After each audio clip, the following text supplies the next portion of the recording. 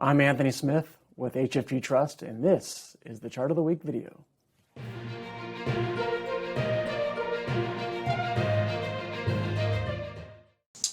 Hello, and welcome to our weekly video. Now, I know what you were expecting. Anthony is going to talk about inflation again. He's going to talk about how the rate of inflation hit a 3-decade high in October, or how price increases are becoming more widespread across more and more categories, or how the purchasing power of your dollars is being eroded by the day. Or potentially he's going to talk about how important it is to be mindful of protecting your investment portfolios in this environment of rising prices. Nope, we're not going to talk about that this week. There is a perception out there that this weekly video series is only about inflation and interest rates. We cover other subjects too, and today that's just what we're going to do. What caught my attention this week was the IPO of Rivian Automotive.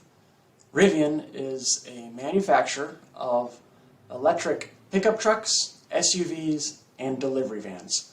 I haven't seen any of these vehicles around town yet, and I probably won't for quite some time, but it's got a pretty nifty website, and the company already has a market cap that surpasses that of Honda, Nissan, Ford, and GM. Let that sink in.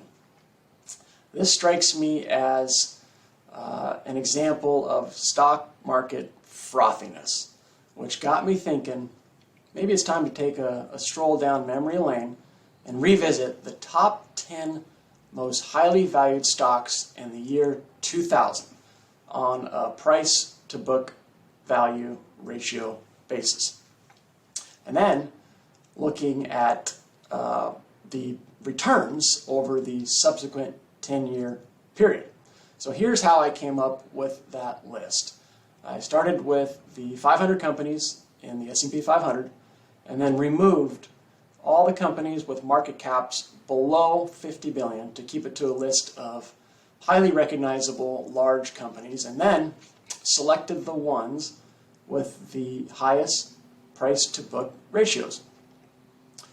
So let me step back a bit, because picking a sample and then telling a story is always tough, because it can seem like the sample was cherry-picked to prove a point. And that's why I did stick with some round numbers and round dates to try to avoid that perception. So here is that list.